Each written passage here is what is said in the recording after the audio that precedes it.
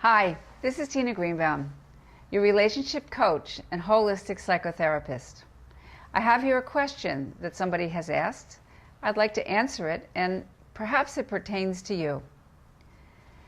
It says, when sexual complacency sets in a relationship, is that a reflection of the health of the relationship, or is it a natural phenomenon? In the romantic stage, which is the first stage of any relationship, people are frequently very, very sexual. There's a lot of energy. There's sex day and night. We can't think. We can't speak. There's a whole bunch of hormonal things that are going on in the brain, actually. Endorphins are being charged and generated. So the sexual urge is very high.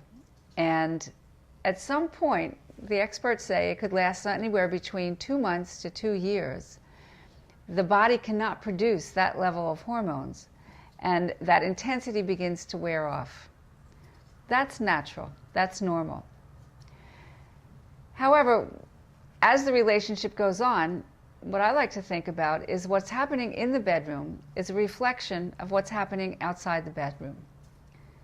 Perhaps there's no communication, that we're not speaking to our partner, we're not talking to our partner, not telling them what we like or we don't like, what our desires are.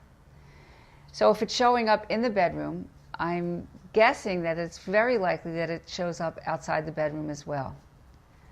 What other problems could there be? Well, there are differences between men and women. And the libido of a man, as we have been known to know, is a little bit higher frequently than women. Women are more emotional. And when things are not going well emotionally, the woman might lose interest in the relationship, in the sexual part of the relationship.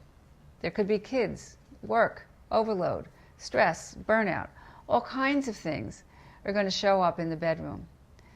So what we want to do is use that as a symptom.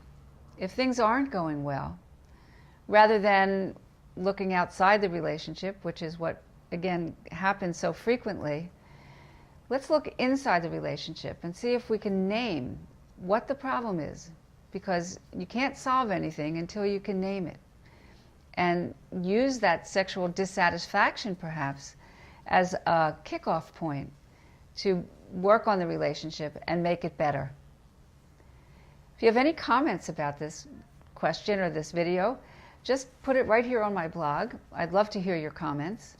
And if you have a question that you would like to have answered, put that in there as well.